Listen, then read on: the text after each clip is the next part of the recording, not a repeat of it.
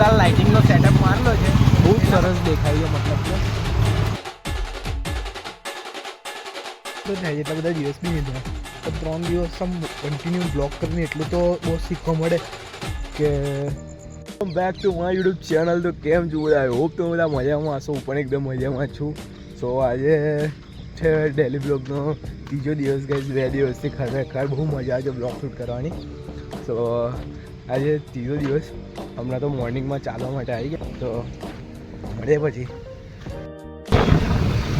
તો ગાઈઝ સવારના હજુ 9:30 જ થાય છે. મતલબ 9:30 બી નહીં, હજુ ખાલી 9 જ વાગે છે. તાપ તો જો બસ 11 વાગી ગયા એવું ડેન્જર તાપ લાગે છે. વહેલું અજવાળું થઈ ગયું સવારમાં. જવું છું હમણાં તો ઓફિસે જઉં છું. તો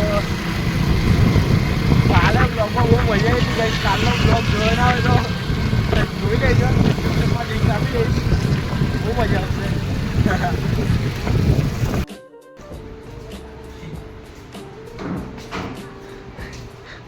બે મોટા ગેમર હેવી વર્ક પ્લેસ સાથે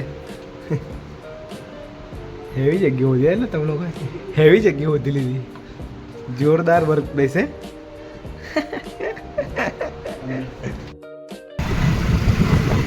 તો કઈ સાંજના 7 વાગી ગયા છે. બસ હવે ફરી પડ્યા છે અને હવે નીકળી રહ્યો છું ઘર માટે. ઘર તર પ્રસ્તાવ એક લઈ આપણે. ચલો ઘરે જઈએ. આજે તો ખાસ કે બ્લોગ થયો નહીં. તો કઈ આ જગ્યા પર જોરદાર લાઇટિંગનો સેટઅપ મારેલો છે, એટલા માટે મેં બતાવવા માટે આવ્યો છું.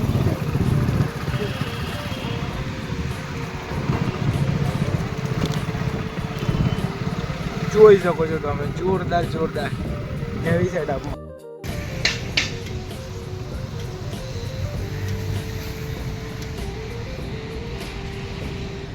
તો કઈ આવી રીતના જોરદાર લાઇટિંગનો સેટઅપ મારેલો છે.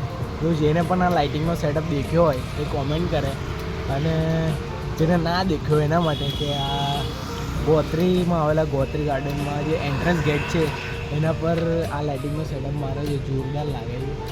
સો આવો અને દેખો, બહુ મજા આવશે. અને રાતે તો બહુ ભયંકર લાગે છે. મને એક બહારથી જ શોટ બતાવું, બહુ મજા આવે છે. દૂરથી તો ફોટોસ ક્લિક કરવાની તો બહુ મજા આવે છે.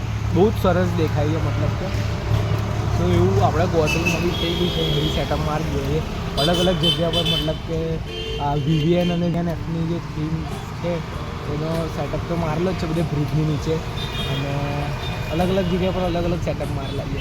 સો આપણા ગોત્રી ગાર્ડનમાં પણ આ જગ્યા પર આવો સેટઅપ વાગ્યો છે. જો તમે ના જોયો હોય તો આવી જાય જોવા માટે, બહુ મજા આવશે. બાકી જેને જોઈ લીધો એ કોમેન્ટમાં કહી દેજો કે હા ભાઈ મેં જોયેલો છે એવું. તો બતાવું તો મને એક બહારથી વ્યૂ શોટ લઈને મજા આવશે.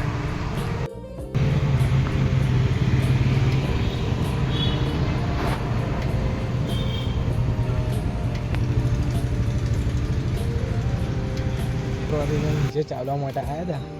તો વસ્તુ એવું છે કે આજે તો કંઈક એટલો બધો ખાસ કોન્ટેન્ટ શૂટ થયો નહીં, પણ ડેલી બ્લોગથી મતલબ મેં આજે ત્રીજો દિવસ છે.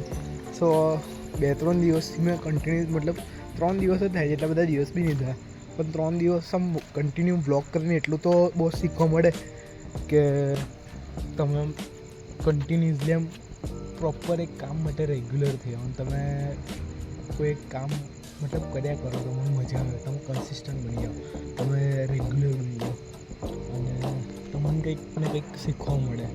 અને તમે સ્ટોરી ટેલર તમે કહી શકાય એ વસ્તુ કોઈ તમારી લાઈફમાં ચાલી રહી છે એને કેવી રીતના ઇન્ટરેસ્ટિંગ બનાવવાની, કેવી રીતના કોઈના જોડે શેર કરવાની.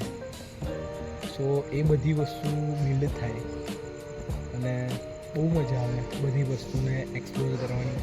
લાઈક વિડીયો ફોર્મ અને બ્લોગિંગ એવી વસ્તુ છે ને કે તમે તમારી ના જીવા જેવી જિંદગીને પણ તમે અંદર તમે જેવી જીવવા માંગો છો ને એવી તમે અંદર બતાવી શકો છો. એ ડિપેન્ડ્સ કરે કે તમે કેવા પોઈન્ટ ઓફ વ્યૂથી તમે બતાવો છો. So different types of point of view છે કે તમે તમારી લાઈફને કેવી રીતે પ્રેઝન્ટ કરો. વિડીયોઝને શોકેસ કરું, મતલબ કઈ રીતે તમે પબ્લિકને દેખાડો છો, મતલબ જે હોય એ જ દેખાડવાના છે, પણ કંઈક ઇન્ટરેસ્ટિંગ. મતલબ આજે તમારી જોડે કંઈક વાત થયું તો ભાઈ કાલે તમારી જોડે આનાથી સારું હશે. તમે કોઈ કોન્ટેન્ટને ઇઝી નોર્મલ કોન્ટેન્ટ હશે ને તો તમે એની બી કોન્ટેન્ટને મજાવાળી, મતલબ કોઈ સામેવાળાને મજા આવે ને એ રીતે તમે પ્રેઝન્ટ કરવાનું વિચારશો. તો એક કોન્ટેન્ટ કેવી રીતે શૂટ થાય એ પોઈન્ટ ઓફ વ્યૂ છે.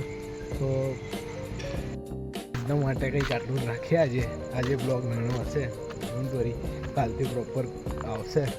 તો કંઈ નહીં, આ બ્લોગ તમને ગમ્યો હોય તો લાઈક, કોમેન્ટ, શેર, સબસ્ક્રાઈબ કરી દેજો. બાકી મળે નવા બ્લોગ સાથે. ત્યાં સુધી bye bye, Tata, C you, જય શ્રી રામ.